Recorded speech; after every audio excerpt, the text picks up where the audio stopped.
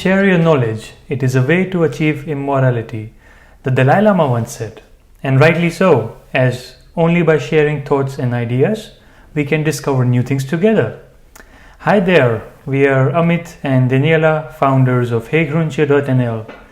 Through heygroentje, our mission is to introduce people to the amazing vegan Indian cuisine and to discuss topics we find interesting with a wider audience.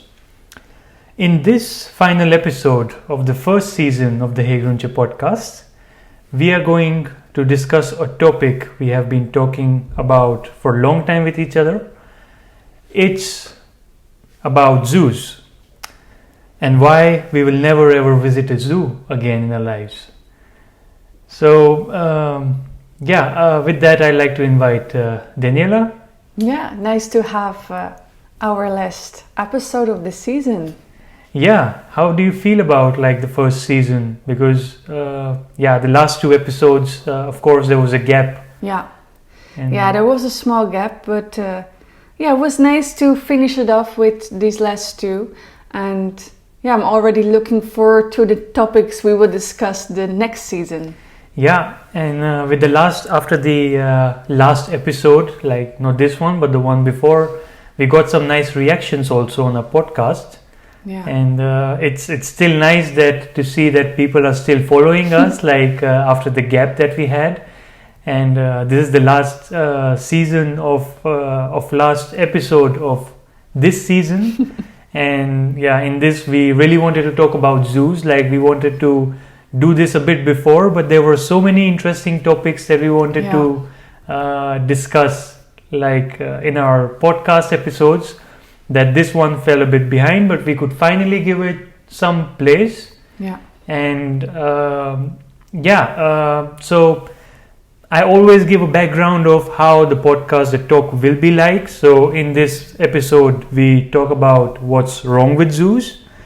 We'll talk about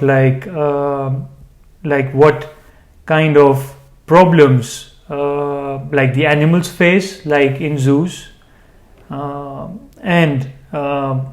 If zoos are zoos justified as a way of spreading awareness for wildlife, for example. A lot of people think like that, and if they really contribute to conservation efforts, it's called. I'm a bit rusty today, but let's let's continue. It's always with your second language if English is like that. And in the end, we will talk about some solutions about from our side what people can do to spread more awareness regarding the condition of animals in zoos. So I am just curious about you, because I think not a lot of people know that you worked at a zoo when you were young.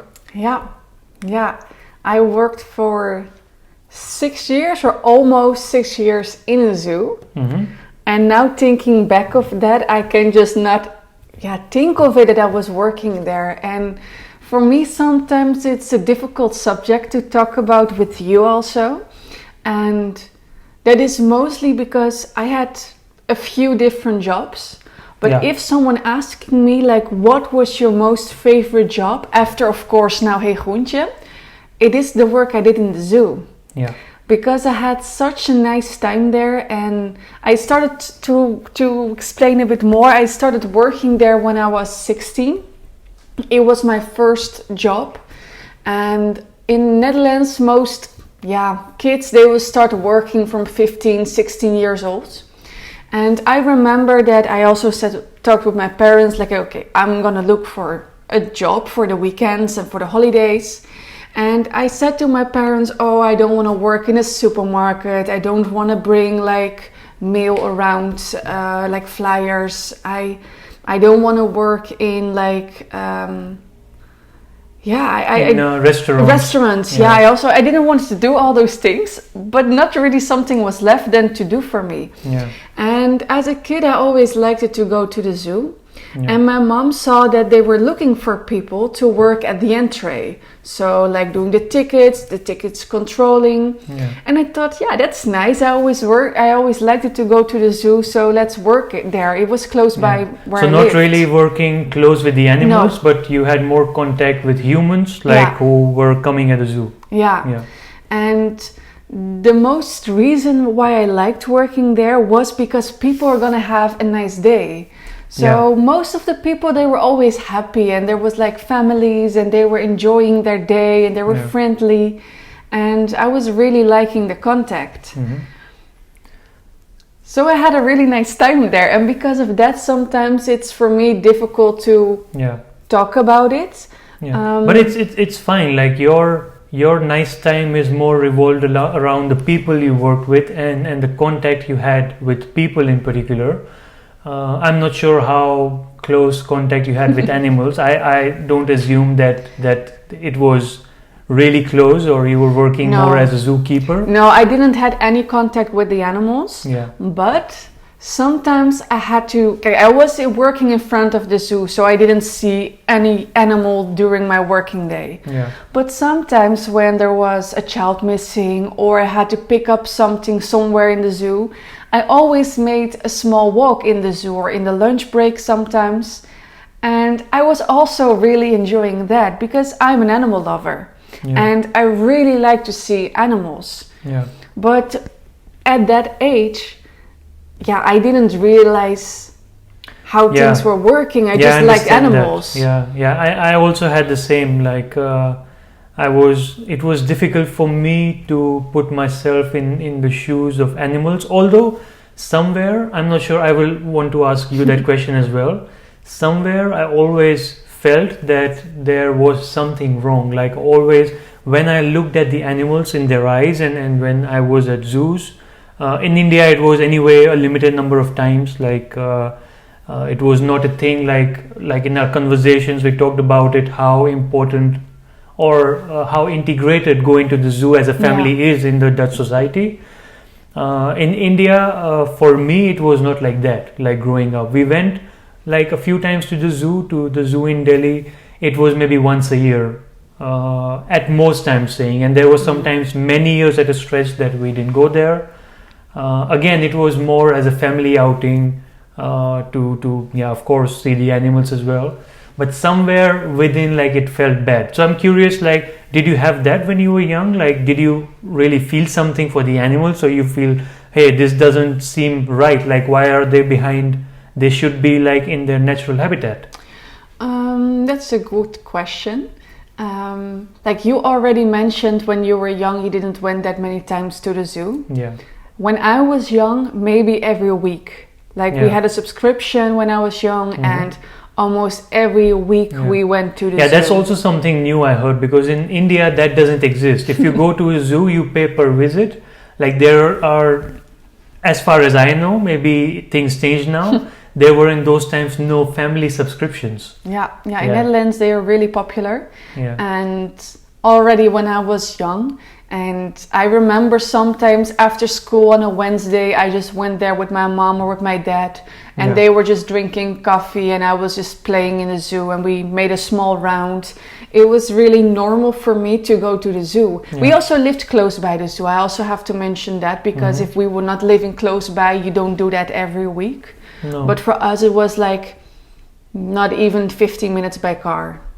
So it's close by. And as a kid, I never thought about what you're saying. I just enjoyed it. I always loved animals, and for me it was really special to see them in like real life. And when it came that I started questioning zoos was, I think, when I was maybe 17. I went to Malawi to do volunteering work, and we also had a safari. It was not the best safari I ever had, because we didn't see almost any animal.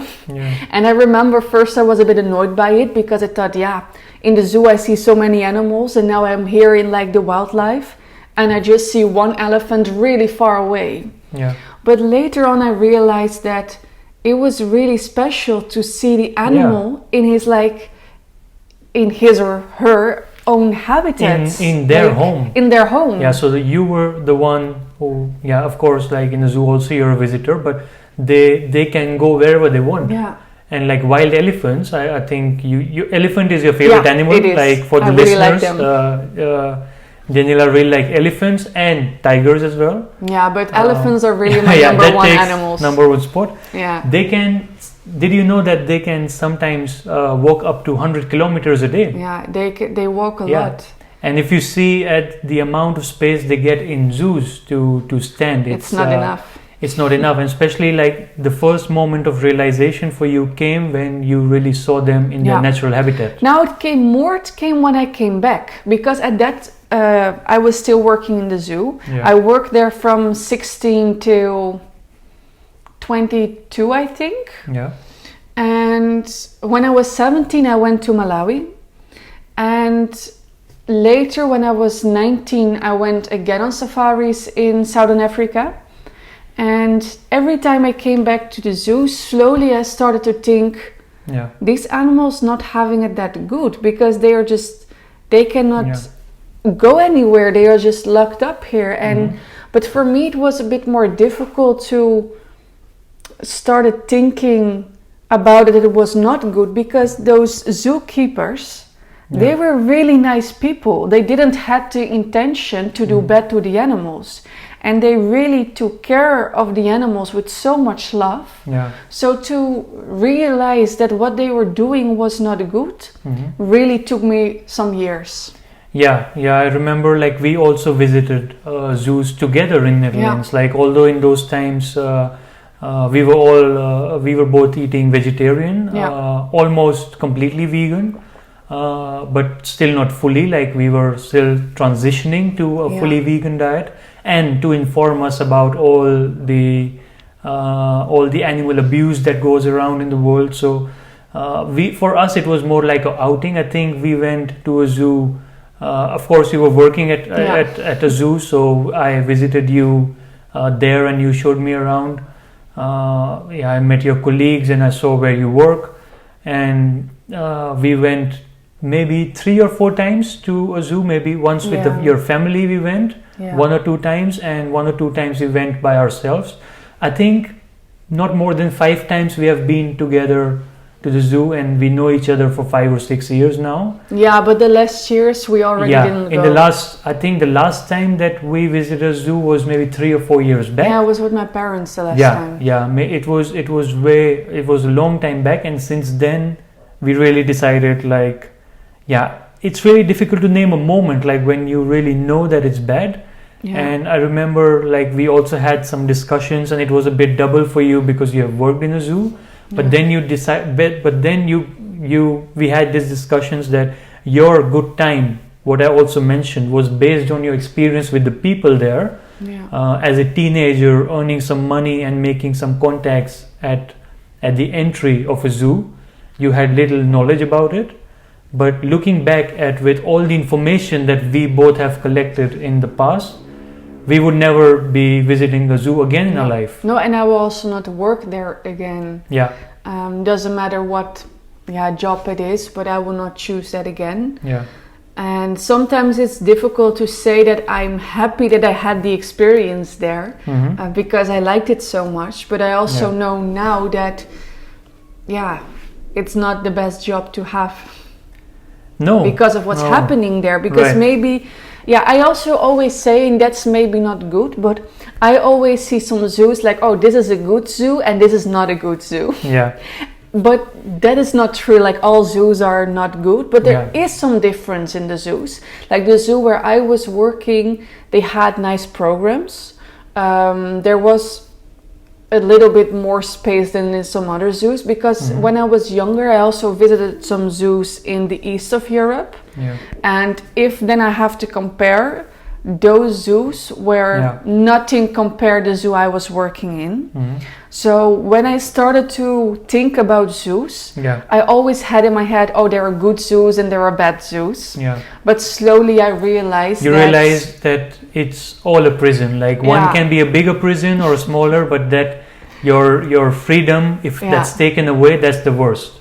thing possible. Because you're always like, I'm always more the emotional part in the podcast. I think people already noticed that. Yeah. But you were more the guy from the facts. Yeah. Like, what did you read about it? Like, what things make a zoo not good? Yeah, the first is like how I want to say it, like always is like with empathy you can come really close to experience what it is like for an animal to be caged. And if you put yourself in the shoes of the animals who we are not very different from, and there's again research to prove that. You see how elephants move in herds and how they communicate with each other. Oh, and how the family bond is. Yeah, it's very similar to humans. Yeah. Sometimes even stronger. Like you see real emotions coming out. They cry, they laugh, they enjoy life, they mourn in the same way. Everything is the same. And I think as a human we should try to see how our life would be if we would be put behind bars or we would be put in cages.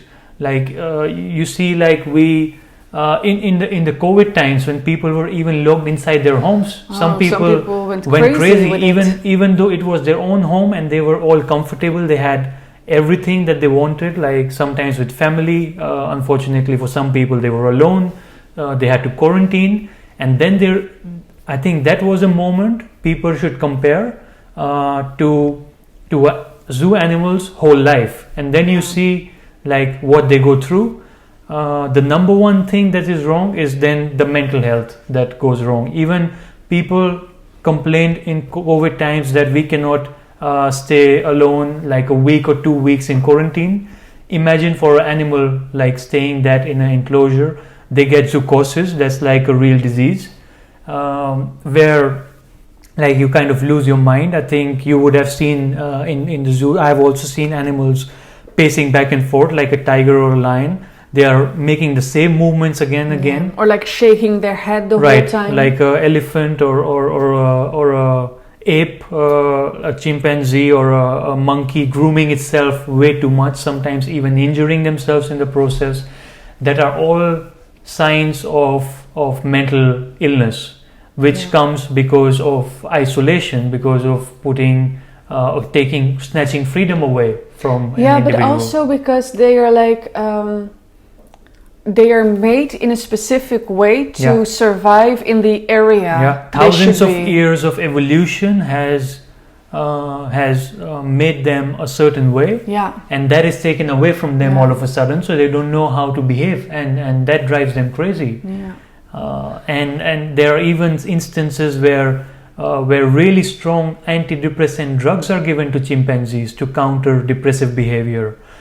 There's forceful mating done, and there's problems of inbreeding, because of which a lot of problems occur. I already told you about elephants. Like in the wild, they are used to walking more than 100 kilometers a day, and in a zoo their life expectancy doesn't even reach 17 years, while in the wild is more than 60 years. That is more than 3 times. And wild elephant, which is in the wild and is poached at half the age. So if you are an elephant in the wild, you would rather choose living in the wild and being poached for your skin than spending your life in a zoo, because it's even more miserable than that. So you can imagine how difficult life for them can be. They really need to move for their body to function in an optimal way, and they get arthritis and other kinds of problems by standing in the same place in a small enclosure day in, day out. So these are some things that come to my mind. So if someone would ask me like what's wrong with zoos, I would say everything. So I can keep going on and on, but it's a podcast, it's a conversation between both of us. So I'm curious about you, like are there some things that stand out for you when it comes to what's wrong with the zoo? Now, the things that you were saying about the diseases those animals have because they are like locked up. It's sometimes I wish we could talk with animals, because then we can just ask them like, hey, how are you feeling? Because if you're visiting a zoo, People are going not there for the zoo for the animals. They are going there for their own pleasure. Yeah. For a family outing or with friends. Yeah, so they are going there, and of course they are seeing the animals, but they have no idea how those animals are feeling there. And not everyone. Some people have it. I think it depends from person to person. Yeah, but if you really pay attention to the animals, but most people, they don't pay the attention to the animals. Right. They are coming there for their pleasure. If you really look in the eyes of the animals, you see the pain. You see that there is something wrong. Yeah. Yeah, but not everyone is busy with that. No. Yeah. And that's more the problem. Like, people are there going for pleasure. They are not that much busy with, hey, how does the animal feel to be here? So I'm already coming to solutions maybe here, but then I'm thinking like, then it would not also matter to the people if the animals were real or they were a robot, for example, or it was like a laser holograph, show. Yeah. So these are the kind of things that come to my mind, which I want to save for later. but go ahead. Yeah. And what is the most shocking to me? I knew, like, for people who not know the Netherlands is not that big. Like, how big are? Yeah, you know more about the facts. Yeah, I think it's like 40,000, around 40 to 42,000 kilometers square. Yeah, that is a little bit bigger than the smallest state in India. And India has like 30 states, so it's just one really small, not even province, like a small state called Haryana or Punjab in India, on the northwestern front, on the border to Pakistan. So it's really small. Basically. The Netherlands is really small. Yeah. And I already thought we had too many zoos here, but after me doing some research, there are way too many zoos, because we have in the Netherlands bigger zoos. I think the bigger zoos are like maybe 15.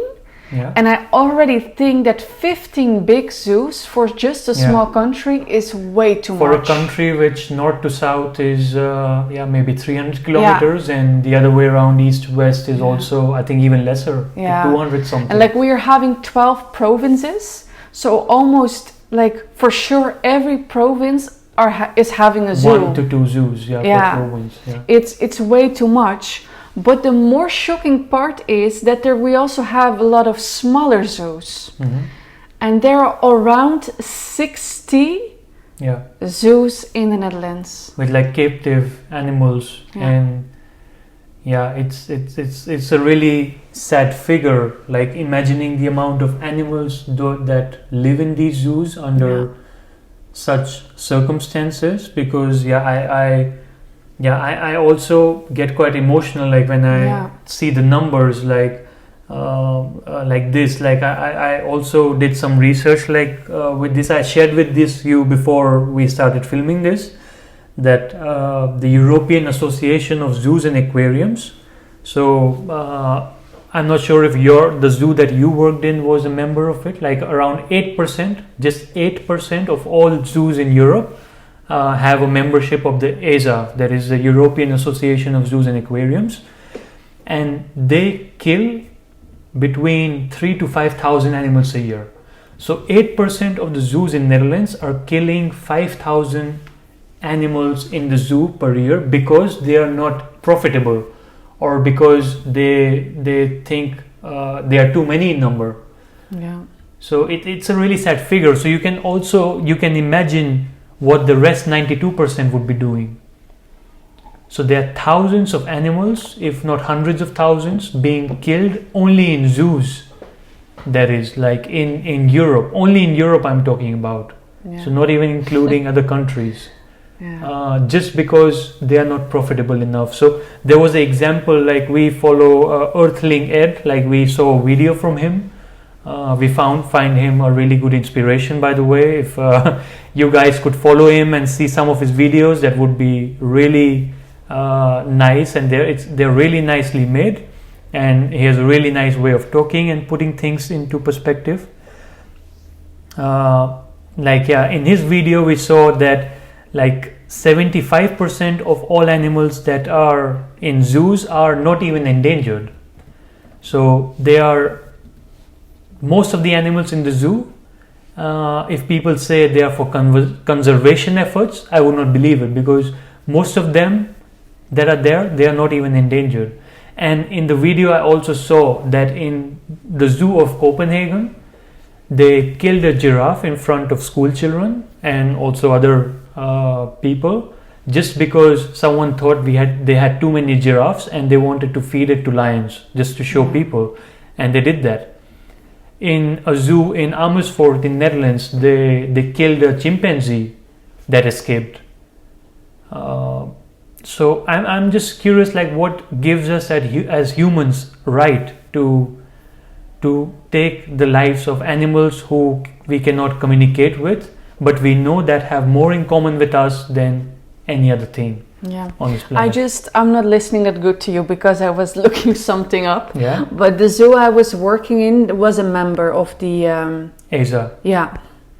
Yeah, and so that's part of the 8% of the European zoos that are killing between 3,000 to 5,000 animals a year. Yeah. So in your zoo, a lot of killing of animals was also probably going around, which people didn't have an idea about.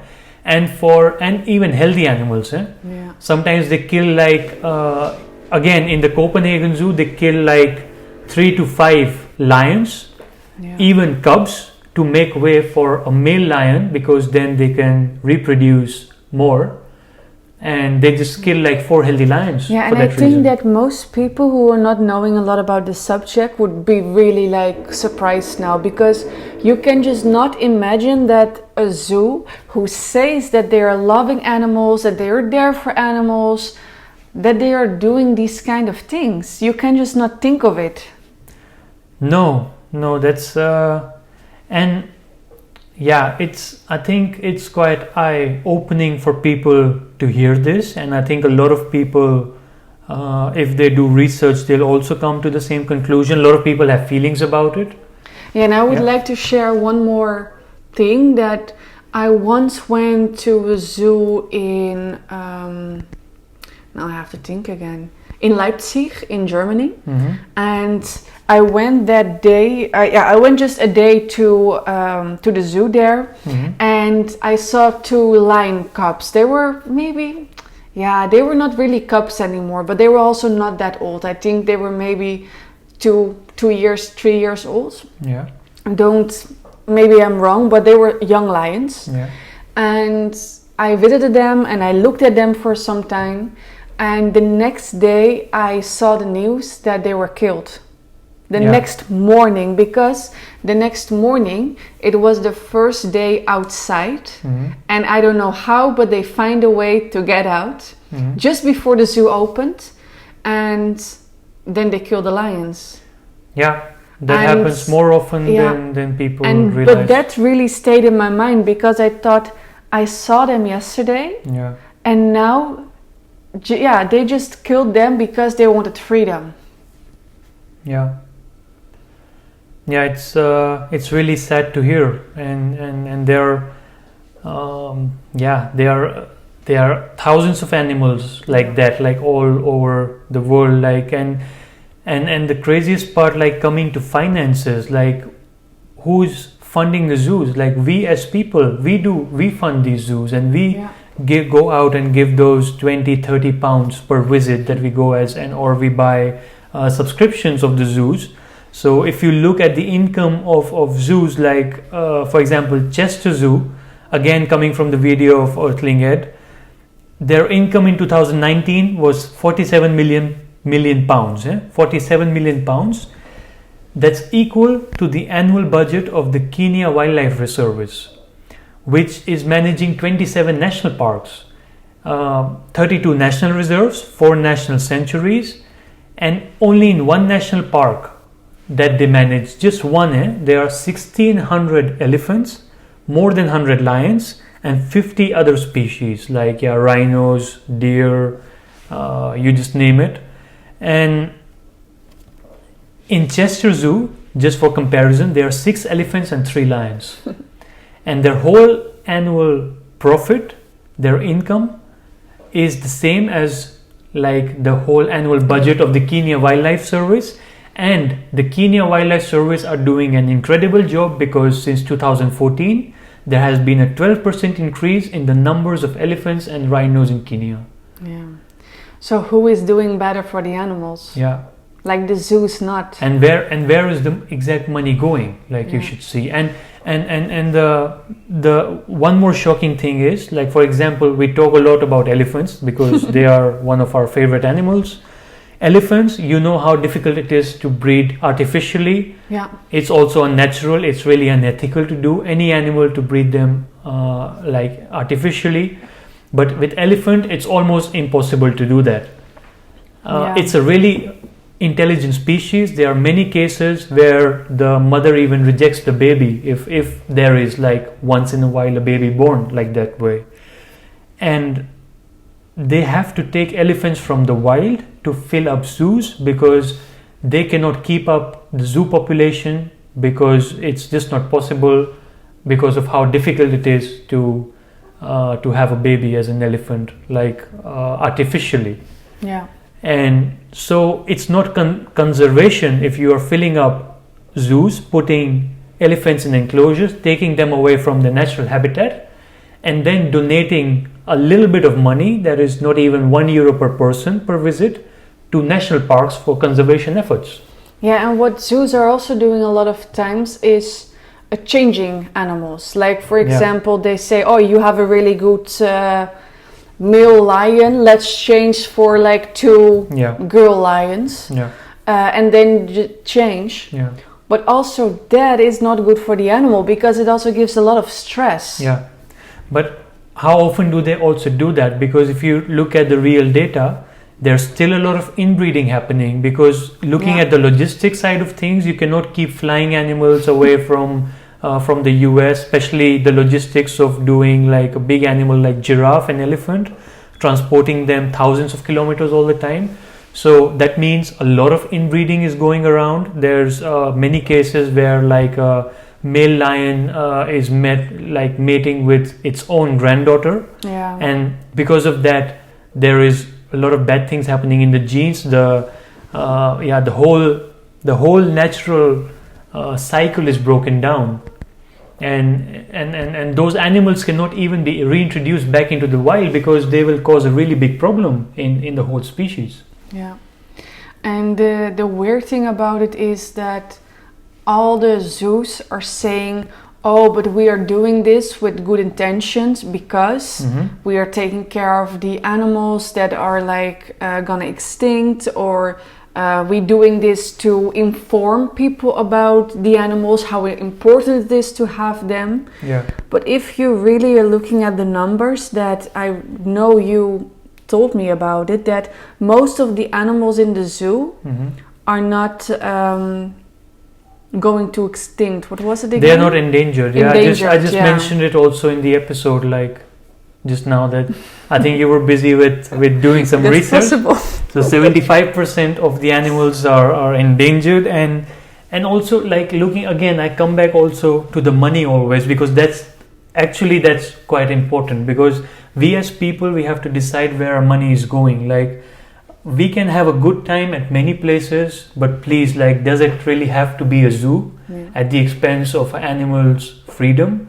Do we have to really spend that much money? Like London Zoo, London, one of the mega cities in the world, it spent £5.3 million on a gorilla enclosure for like 3 gorillas. £5.3 million, and you can imagine how many gorillas are in trouble because of poaching activities in Africa. And with £5.3 million, how much more conservation effort can be done where the problem is, instead of building an enclosure and getting 3 gorillas from the wild there? Yeah, they can do so much more with the money, because so now the zoos say that they do a lot, but if you're looking at the research, if you as a person are going to the zoo and you pay around €25 for a ticket, around €1, some zoos it's even less, like some zoos we saw it's even going to 70 cents, is going to like nature programs. And we don't even know if those nature programs are working optimally good, or if they are donating. A lot of times they donate to causes which are more profitable to them. Yeah, so if you ask the questions, are zoos justified as a way to spreading awareness for wildlife? We are saying both no. No. and if they really contribute to conservation efforts, it's also like a big no. So that brings us to some solutions. I think we can talk about this for hours. We have a lot of data. There are a lot of emotions also. I think with a lot of people, especially like people who are vegan, I think they don't visit zoos anyway. Or many people who love animals, after knowing this, would reconsider buying that ticket to a zoo visit. Yeah. But what solutions do you think, like going back to you, like 16-year-old Daniëlle, or when you were 10 or 8, and just, I think, of course it has to come from the parents, because at a young age it's difficult to decide. Yeah. What advice do you give to like young parents who want to go to a zoo for a nice time? Now, and there are a few solutions in my eye. They go from really cheap to really expensive and somewhere in between. But if you just go to the cheapest option, you want to see more animals, you want to teach your children about animals, you want to also what is a bit difficult, like we are living like in Netherlands. In Netherlands you don't have a lot of wildlife, especially not the like really amazing animals like lions, tigers, giraffe, elephants. We don't have them in Netherlands. Like for you grew up in India, you already like have more wildlife. In India you have all the wildlife you can imagine. But that doesn't mean I really saw a lot, but yeah, of course, like it was easier accessible to, for example, go to a national park. There was sometimes wildlife in my own house, like there were monkeys breaking in with and taking everything that they can. And later I want to ask you something about that, but if we go to the cheap option and you want to show your children like animals, there are 1,000 documentaries online, and they're really, really good. Like there are so many good documentaries online to find. Like especially from how is the guy from England, his name? David Attenborough. Like if you watch his documentaries, you're really feeling you're there, because they are so good. And I think if you are a young parent listening to us, you should also think like, for example, whales. They are not in captivity. Dolphins, no one would want them to be. Like, although it happens sadly that they're using orcas and dolphins in dolphinarium and those kind of stuff. We include that as well. We include like aquariums. It's part of zoo, and it's just captivity, one big prison for animals, for no fault of theirs even. So that's even worse. And what else do children like? Children like dinosaurs, and they are not around, and they watch documentary, they watch Jurassic Park, and they are still fascinated. Like me, growing up as a child, like I was a big fan of Jurassic World, Jurassic Park, and I never felt the need to see a dinosaur in real life. And there are a lot of museums right now. They are having even dinosaurs that are like moving, so you get an idea from how they were living. But the point is, whales, for example, dinosaurs, they are not in captivity. Dinosaurs are not there anymore. But we as humans, we feel no less about their protection than other species. We don't differentiate. So why would someone differentiate? Why would then you want to see animal captive if you really have its best interest in mind, you would leave them to their natural habitat. So that is one solution. I think the second solution, we already talked about a little bit about it, that we are thinking if someone listens to us, has the money to start this, like we would be really like happy with it.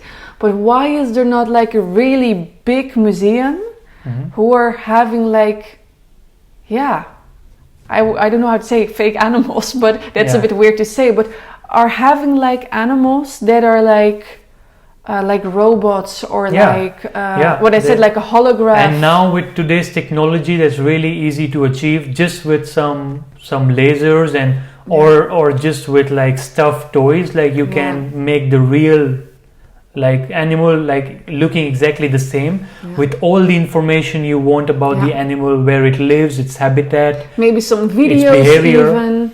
It's all possible, and it's happening. Like they are there in museums around the world. That information is there, but children find museums just too boring. And but you can make them really nice and interactive with children. Yeah. And the thing is to bring facts to the table. Like, children are not in the best stage to really make decisions for themselves. So I think parents have the responsibility to first get informed themselves about all these things.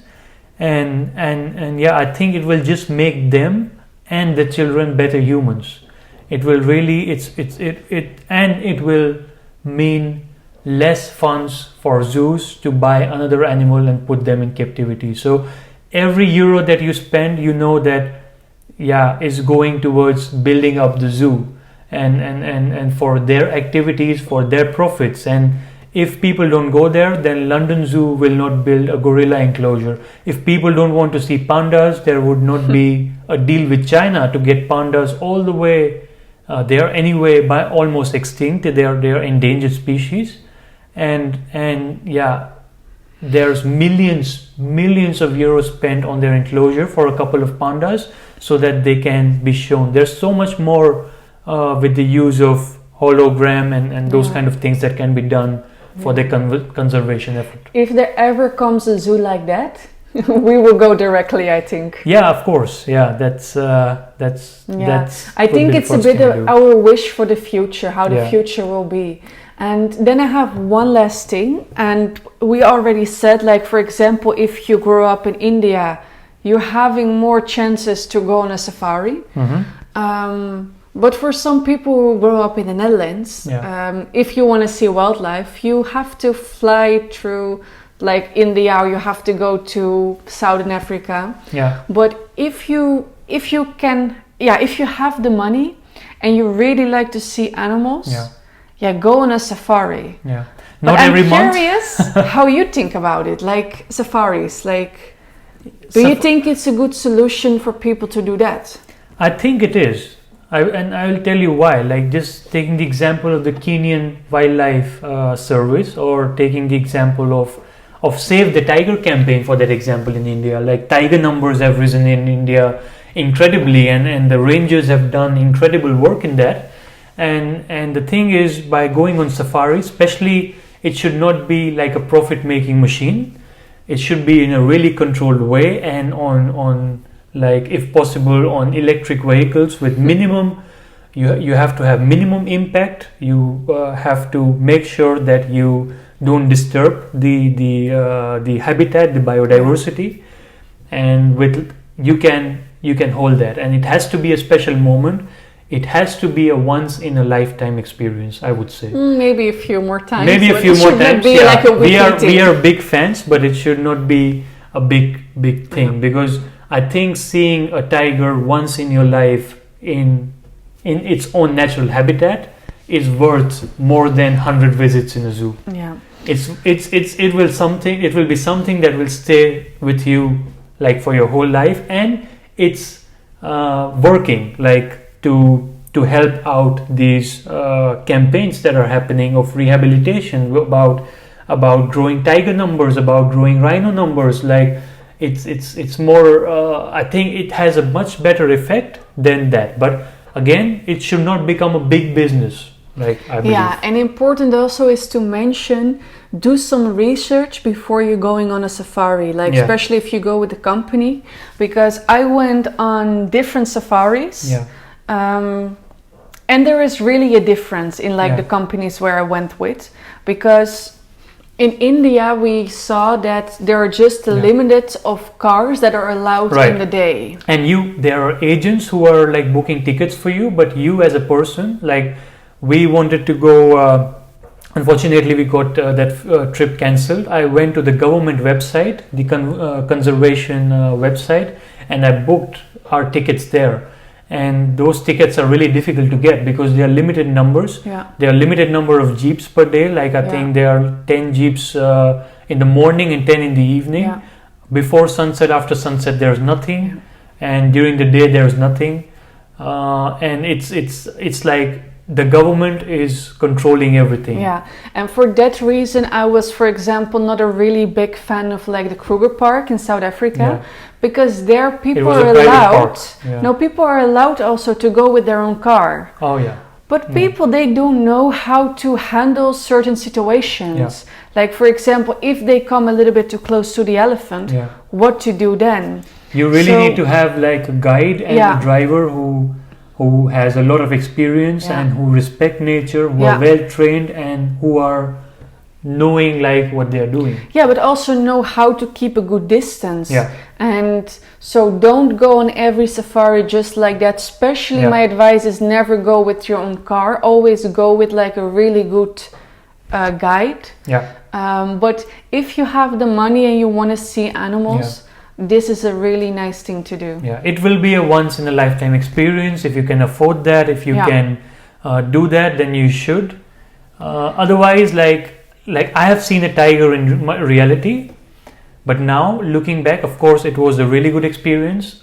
I think I can learn more about the tiger through a documentary than being there in person. Yeah.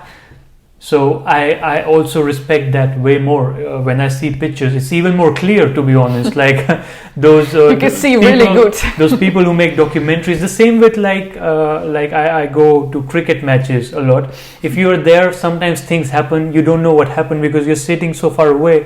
And if you're watching, like it's of course a nice experience, like the whole atmosphere. But if you want to see everything in clarity, have more information, like the television or the phone is one of the best inventions ever because of that, and the internet, of course. Yeah, I hope we could tell you a little bit more about why we are not in favor of zoos anymore. Yeah. Maybe it's good, like we also write every week a blog with the podcast. It's on our website. Really go look at it, because there we also put some links through some more information. So if you want to read more about it, maybe watch some videos about it, we are putting some links there, so you get to know more about it.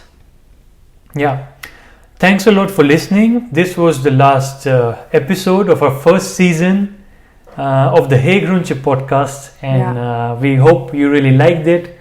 We really liked this conversation, and we hope that we could make an impact on your life. If you already know about this topic, know about like the problem with zoos, do share with your friends and families along with the solutions that we talked about, or tell us more solutions that you have. We are really eager to know about that as well. Yeah, and the next season is starting in November, and if you know anything, like if you want to know more about some subject, if you want us to talk about a certain topic, let us know. We already have a list, but depending on the interest, we can always change the topics. But we have a couple of months break, and then we come back with a whole new season with some really interesting topics. So keep tuned.